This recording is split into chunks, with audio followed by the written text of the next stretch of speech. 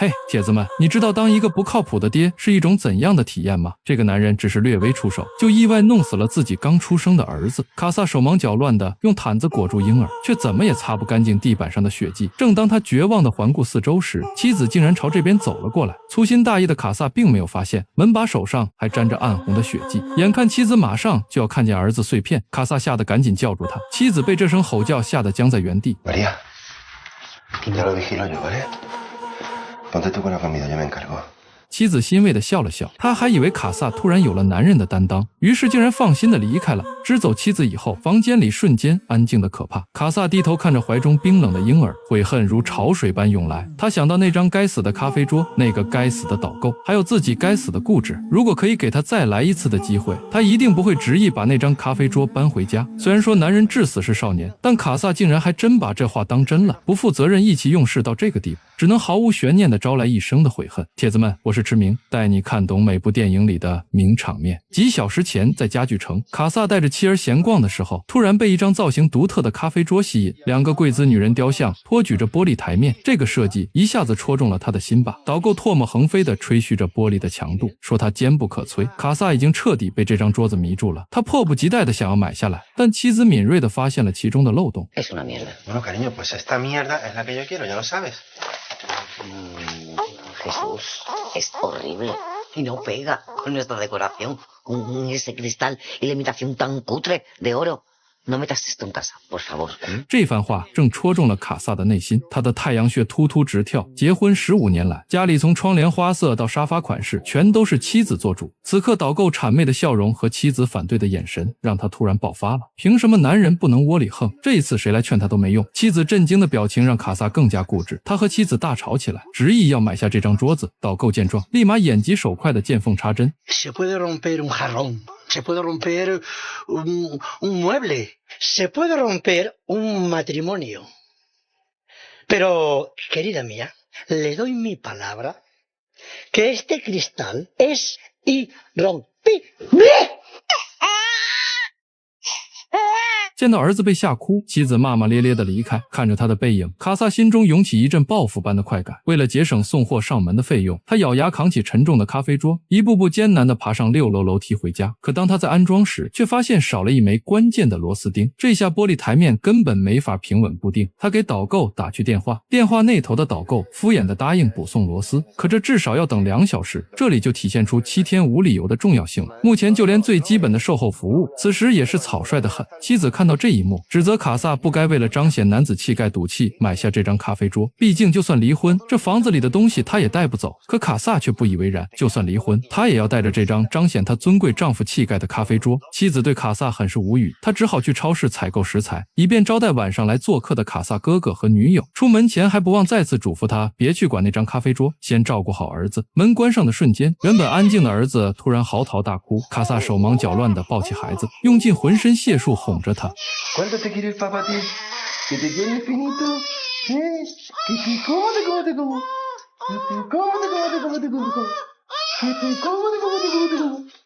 La mesita, ¿eh? ¿Te gusta la mesita al nene? ¿Le gusta la mesita al nene? La mesita nueva, ¿eh? ¿Le gusta, eh? Mira la mesita. Mira la mesita. Mira la mesita al nene. ¿Está la mesita a ti? Qué bonita la mesa de nene, ¿eh? ¿Has visto?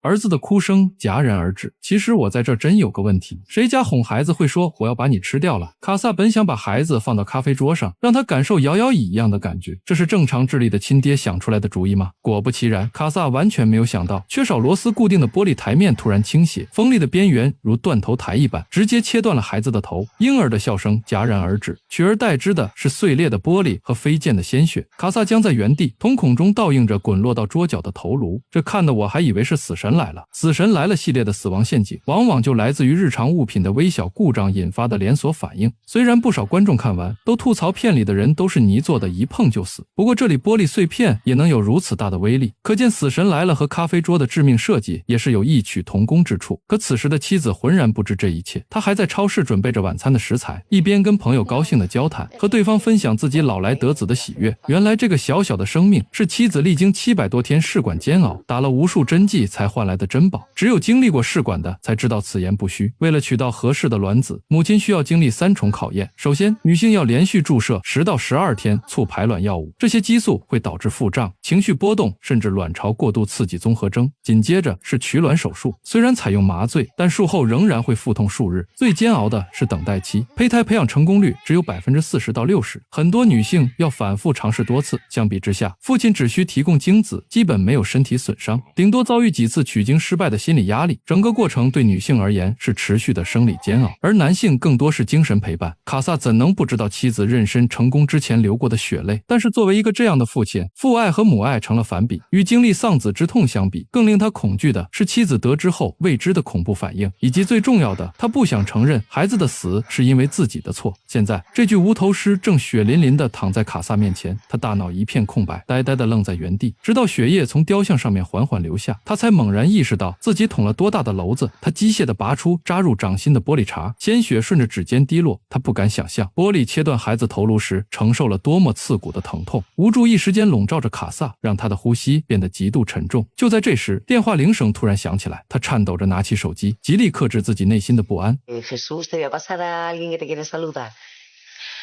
¿Qué pasa, papi chulo? ¡Felicidades! ¿Qué me han dicho que has traído un Tanito al mundo, ¿eh? Jesús.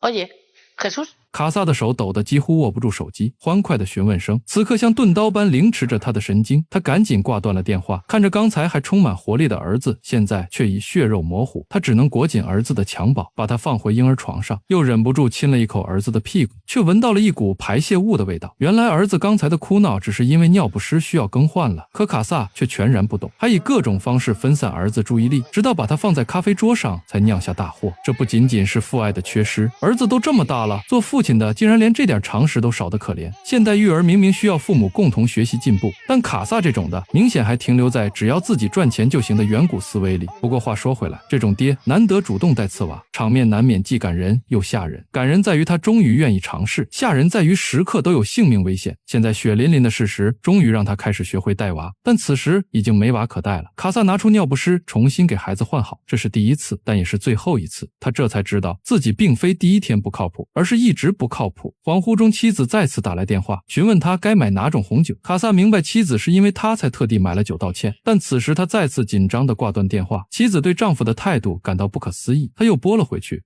Oye, ¿me has colgado? ¿Pero cómo me cuelgas así, tío? Compré un vino para hacer las paces y vas y me cuelgas. ¿Tú estás tonto o qué? Oye. 连一件小事就让妻子气愤不已。卡萨不敢想象妻子知道真相后该是什么局面，他手忙脚乱地把孩子抱回房间，却不知该如何处理这个可怕的局面。想了想，只好转身冲进厨房想找清洁剂。然而平时从不做家务的他，连抹布放在哪儿都不清楚，翻箱倒柜找了半天，最后只能硬着头皮去敲楼上邻居的门。楼上住着个小姑娘，卡萨编了个刷漆的借口，借来几瓶清洁剂。小姑娘一脸狐疑，不断强调着天黑前必须归还。他胡乱答应着，不料刚回到家门口，就在他开门的功夫，突然撞见了来送螺丝的导购。那家伙满脸堆笑，还在吹嘘玻璃的坚固程度，听得卡萨太阳穴直跳，气得他直接把人轰走了。回到一片狼藉的屋里，他开始疯狂清理现场，试图抹去儿子已死的事实，就连玻璃碎片扎进手心也顾不上疼。然而无论怎么用力擦拭，地毯上依然留着刺眼的血痕。他低头顺着痕迹看去，赫然发现了静静躺在桌底的儿子的头颅。他鼓起勇气伸手想把它拿出来，却在即将碰触的瞬间缩回了手。随后卡萨来到浴室，机械地冲洗着身上的血迹，绷带缠了一层又一层。做完这些，他站上了阳台边缘。显然他不敢面对刚刚发生的一切，但6楼的高度也实在让人眩晕。就在他犹豫的瞬间，门铃突然响起，原来是妻子回来了。现实把他从恍惚中拽了回来，他只能拖着沉重的脚步去开门。¿Por qué coño no me abrías? ¿Y por qué me cuelgas, tío? ¿Me quieres contestar? El niño... ¿El niño qué pasa con el niño? ¿Qué ha pasado? Que estaba durmiendo el niño. Estaba flipando con que no abrieras. Tío, pensaba que había pasado algo, joder. Es que... ha pasado algo. A ver, ¿qué ha pasado? Que el cristal de la mesita se ha roto. ¿El de tu mesita nueva? El cristal irrompible. Eso es el karma. 看见卡萨得到惩罚，妻子就像是打了一场胜仗，不停地嘲笑卡萨，而卡萨却紧张的不敢说话。他来到厨房帮忙，可妻子还是嘲笑个不停。不明真相的妻子说的话句句刺向卡萨的心，但他却丝毫不敢回嘴。不料此时妻子毫无察觉地走向婴儿房，说要取出放在里面的监听器。卡萨的指尖瞬间发冷，不由自主地握紧了刀子。咱也不知道他要自刀还是背后补刀，不过他知道一旦妻子走进房间，儿子变成路易16的真相就瞒不住了。他急忙拦住妻子，故作轻松地说，孩子刚哄睡着，让妻子去安心地准备晚餐，自己来照顾孩子，还破天荒地说了些温存的话。妻子虽然觉得反常，但久违的体贴让他心头一暖，于是转身去了厨房。卡萨也把监听器放到厨房，随后继续给妻子帮忙。他刚想松口气，不料厨房的监听器突然传出一阵诡异的声响，那是一阵滴水的声音。妻子刚刚想去查看，就又被卡萨拦了下来。随即卡萨自告奋勇独自来到房间，虽然早有心理准备，但是看到眼前惊悚的一幕，他还是浑身发凉。孩子的身子正在滴血，血把床浸透以后又滴在地上。回到客厅，他谎称是监视器出了问题，可妻子还是半信半疑。卡萨刚把妻子安抚住，门铃就突兀的响起，哥哥带着女友满面春风的站在门口。他们刚进门就不停祝贺二人喜得贵子。寒暄间，哥哥已经迫不及待地朝婴儿房走去，嘴里还念叨着要当第一个抱侄子的人。卡萨的喉咙发紧，想阻拦却找不到合适的借口。Que seguro que se muere de ganas por ver a su tío favorito. Que no se puede, que está durmiendo. Enséñamelo un momento, que tengo muchas ganas de besarlo y abrazarlo sin parar. Después, pues lo abrazas. 两人不顾卡萨阻拦，他眼睁睁看着哥哥推开婴儿房的门，来到了儿子房间。好在几人为了不惊扰到孩子，并没有走到孩子床前，只是拿着孩子的照片观看。而哥哥看到卡萨把他最珍贵的玩具送给了儿子，忍不住夸赞他是一个好父亲。可越是这么说，卡萨越是难受。他强撑着笑脸将众人引回客厅。餐桌上，妻子眉飞色舞地分享着育儿趣事，说生下他是这辈子最重要的事，他是这世上最宝贵的东西。而哥哥也兴奋地宣布女友怀孕的消息，所有人都举杯庆祝，唯独卡萨心事重重，一直耷拉着脸。哥哥注意到卡萨反常的沉默，脸色渐渐沉了下来。Habla, joder, di algo. Que haya dejado embarazada a una pobre chavala de 18 años. Me importa una mierda ahora mismo, Carlos. Se trata de dos cagadas históricas. Y lo sabes. Te vas a complicar un poquito más la asistencia y le vas a joder la vida. 场面一度陷入尴尬。听到这里，我真的说不愧是亲兄弟，蛇鼠一窝都不是啥好人。哥哥察觉到卡萨的异常，便起身跟了过去。他想和卡萨聊一聊，可他刚推开卫生间的门，就看到卡萨瘫坐在马桶上，手机屏幕上面写满了对妻子的忏悔和遗言。他接受不了这个意外，更不敢去面对这番话。卡萨抬头时，那张惨白的脸上满是泪痕，眼神涣散的可怕。这一切让门外的哥哥尽收眼底。在哥哥的逼问下，卡萨终于崩溃了。他带着哥哥走向婴儿房，每走一步都像踩在刀尖上。哥哥的双腿开始发抖，却还是强撑着走到婴儿床前。No tiene cabeza. Se la cortó el cristal. ¿Y dónde está? Debajo del sillón. No me atreví a cogerla. 就在哥哥思考解决办法时，妻子敲响了房门。 Dime. ¿Qué hacéis tanto rato hablando? Son cosas de hermanos. No te preocupes. ¿Y el niño? ¿Sigue dormidito?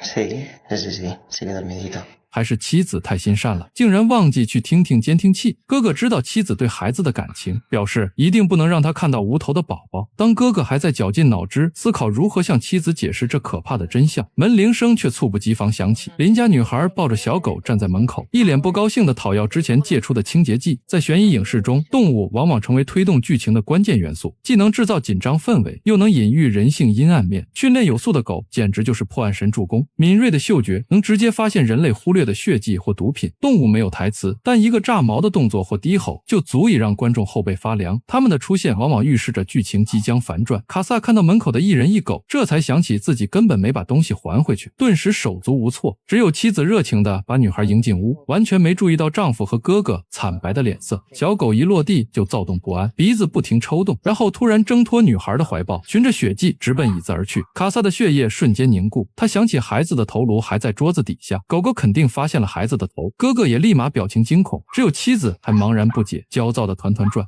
¡Y tú! ¡Coge al perro y que pare de ladrar! ¡Niña! ¡Coge al perro!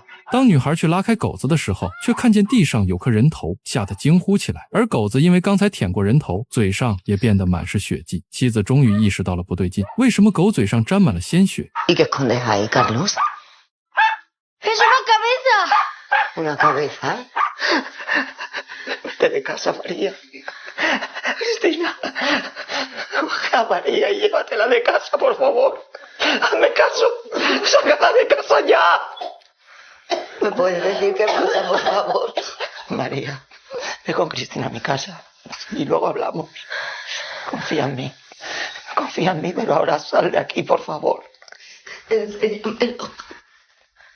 ¡Enséñamelo! ¡Enséñamelo!妻子发疯般冲上前，从哥哥颤抖的手中夺过那个小小的头颅。当他看清面容的瞬间，一声撕心裂肺的哀嚎划破夜空。他死死搂住孩子的头，可双臂间本该有的温暖躯体却空空如也。原本可以填满自己怀抱的孩子，如今只剩一颗头颅。在众人还没反应过来时，他已经抱着头颅踉跄着走向阳台。夜风吹起他的长发，也带走了他最后一丝理智。他纵身跃下的瞬间，卡萨也发狂般的跟着跳了下去。那块夺命的玻璃碎片，此刻在月光下泛着冷光。妻子至死都不明白，为何当初自己一眼就看出危险的设计，丈夫却执迷不悟。三具破碎的躯体静静躺在血泊中，一块坚不可摧的玻璃终究害死了一家三口。有人可能会说，不就是一个还没长大的孩子吗？以后再生不就好了？何必以跳楼这种如此极端的方式给孩子殉葬？但毕竟母亲孩子实指连心血浓于水，尤其是试管好不容易得来的孩子，更是掌上明珠的存在。不过就连如此被妈妈关注的小孩，都会因为育儿的失职不慎死亡。我们不由得想起互联网上盛传的爸爸带娃活着就行一系列的相关搞笑视频，画面里的中国或者外国爸爸展示着自己的粗心，给网友提供笑料，但是没人在乎小孩会不会因为这些段子真的受到伤害，更不会在乎因为丈夫的不负责任，怕孩子真的吃亏而被迫承担更多育儿责任的妈妈。电影里的妻子好像是意气用事的，脾气暴躁的，但我们仍未得知她是因为天生喜欢颐气指使，还是因为育儿和家务做饭的压力让她被迫成为了暴躁的人。无论怎样，为了避免这样的惨剧，所有的新手爸爸请远离那张不完整的咖啡桌，放下某些气概，多去请教老婆育儿经验吧。不是所有电影都有现实的结局，但是每场恐惧都有真实的源头。我是驰明，我们下一部电影再见。